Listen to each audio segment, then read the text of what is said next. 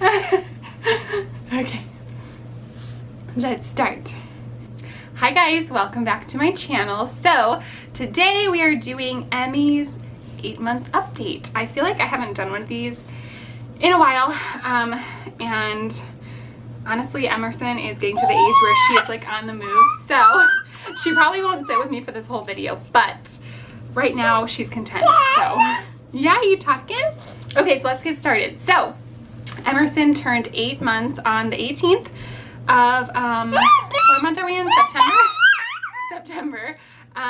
So let's go with height and weight. So the height and weight are approximates. Honestly, it's really difficult to get a length on a baby who is moving around. So approximately she's about 28 inches long. I feel like that's not right because at her 6-month appointment she was 27.5 inches.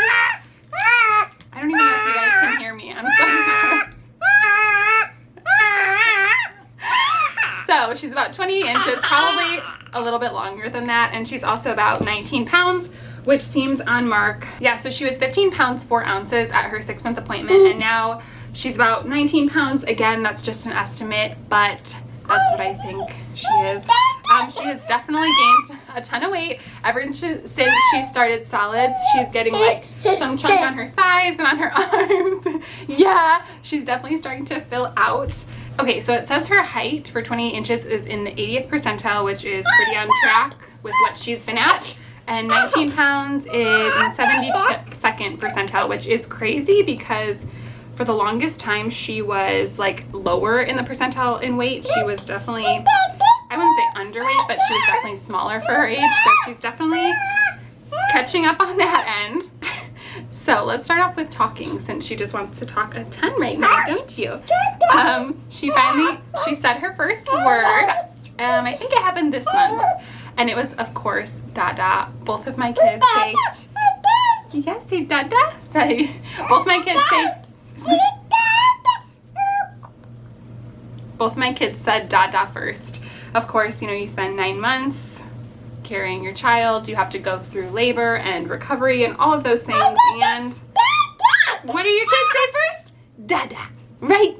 Dada. You love Dada, don't you? So that was exciting. She said her first word.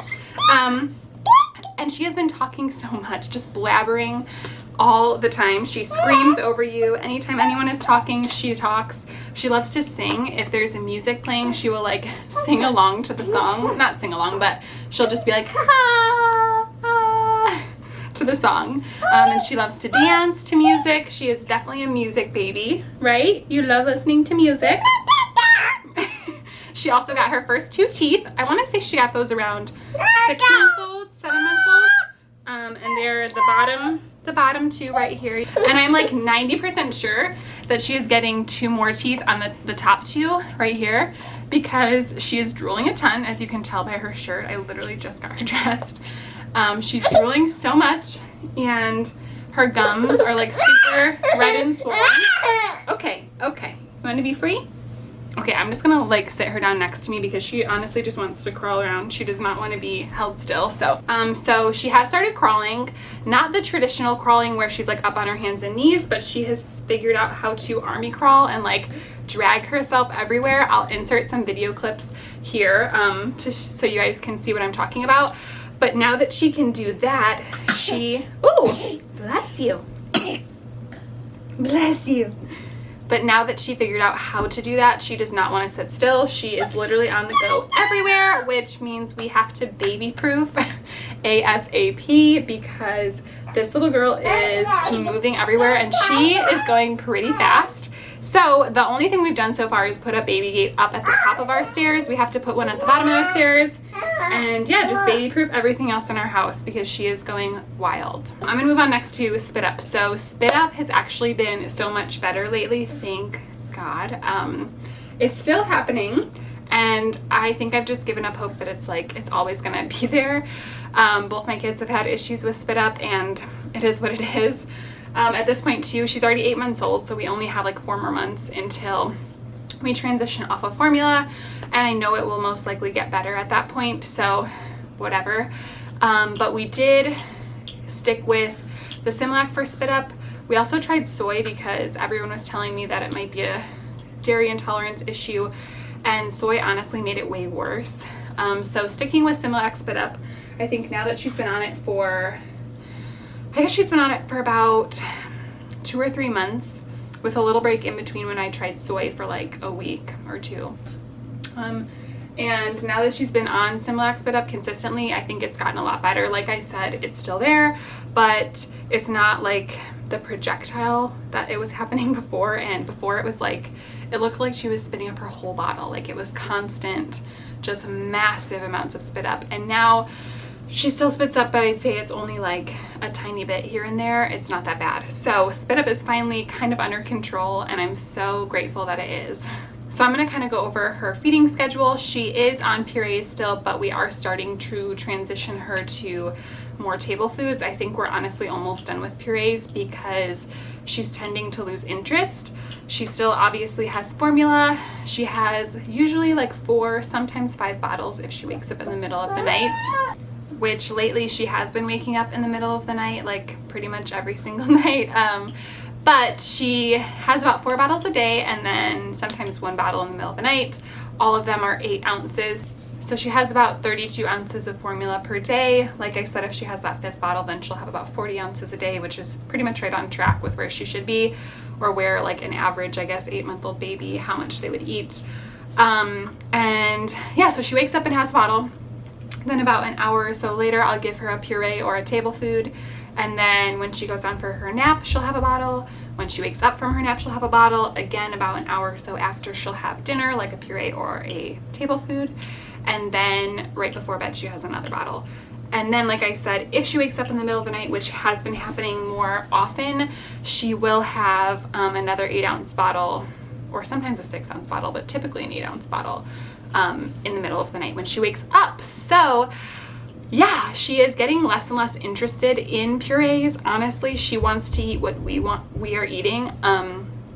If she sees you eating anything, she will literally scream at you until you give her a bite of what you're eating, which is kind of hilarious to me. But yeah, she's just very, very interested in regular food. She likes regular food. She also, within like the last week or so, has been starting to try and grab food and feed herself. She still isn't really getting down the concept of like once she gets it in her hand, she can't quite figure out how to like drop it out of her palm into her mouth. She also really likes to use utensils. She also really likes to hold like the forks and spoons herself. So basically her personality is just coming out more and more, and she is definitely, I feel like, gonna be my wild child. She just likes to do things on her own, and yeah, it's kind of funny, but it's really interesting to see their little personalities start to come out and develop. She also really likes to drink water out of her little straw cup. We use the Munchkin weighted straw cup. We use that with Bowden too, and that seems to really work well for our babies. So yeah, she loves it, but now she's gotten to the point where she, like whenever she sees a straw cup, like mine with my coffee in it, or like Bowden, he had a juice box the other day, she wants it, and she will like try and wrestle it out of your hand to take a sip. The other day when Bowden had his little Capri Sun juice box, she was literally screaming at him because he wouldn't give it to her, obviously, because she can't have that yet. And she was just so frustrated and so angry that we wouldn't give that to her. So that's kind of funny. She loves straws. We've tried the normal sippy cups, and she can't really quite figure out the hang of it. And honestly, I don't mind. They say that the straw cups are better for them anyway, for their teeth and for their palate, I guess. So that's what we use, and it's working out really well.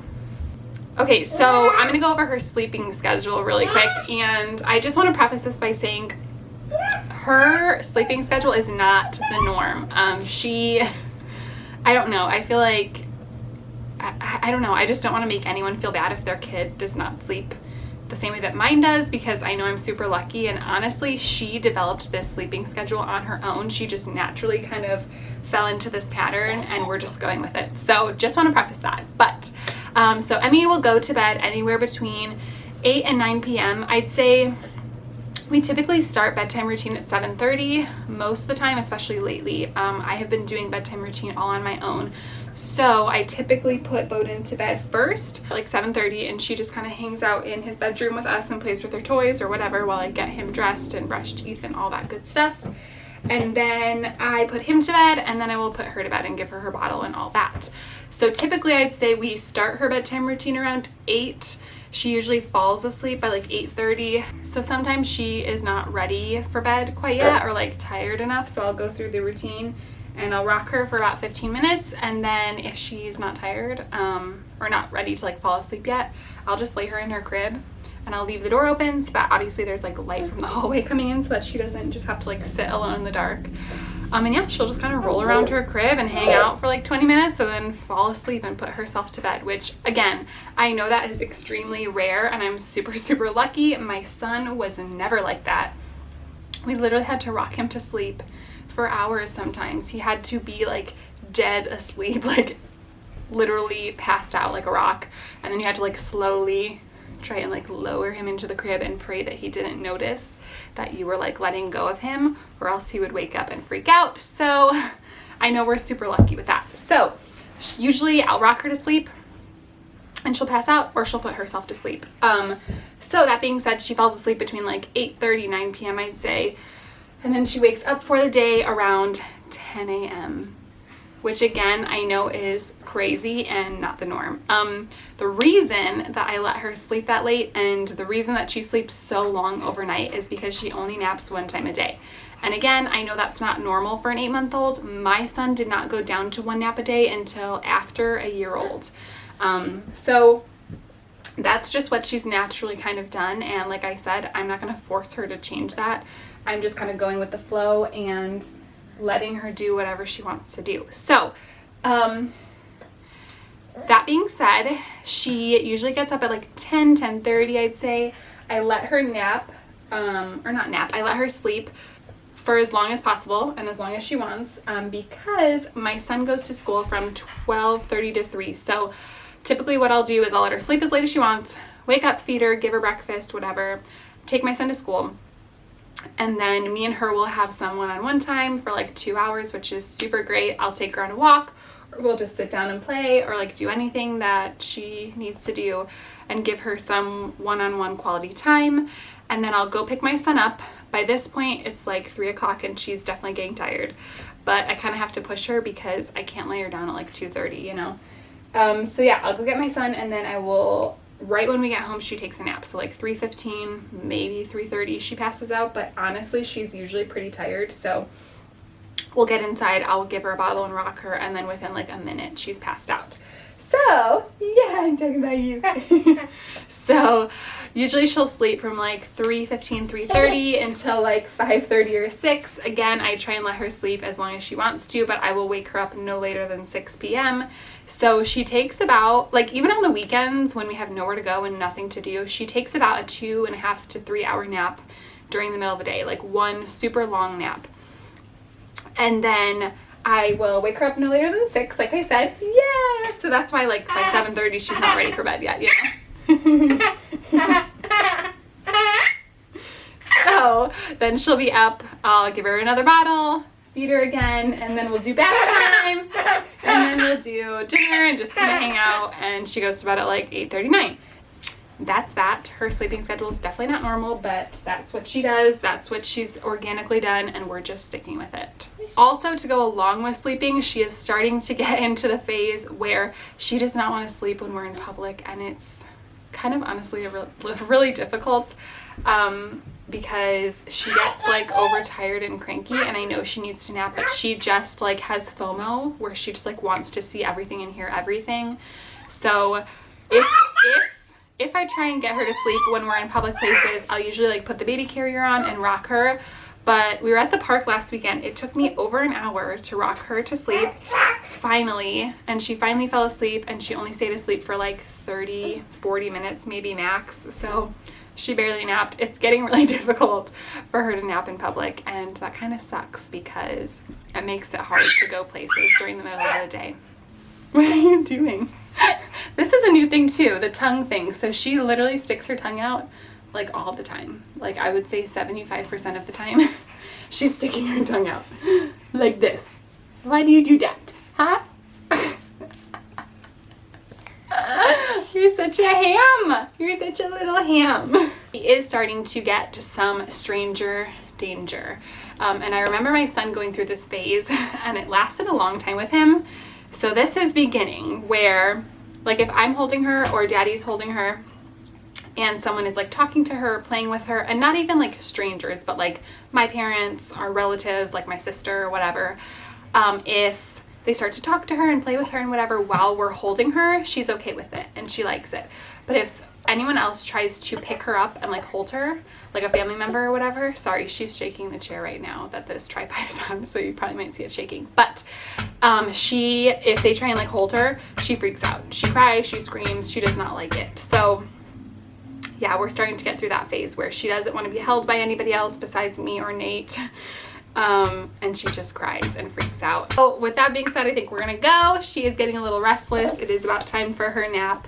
But yeah, thank you guys so much for following along. We'll be back next month with another update, right? Thank you guys so much as always for watching and supporting our channel, and we'll see you in the next one.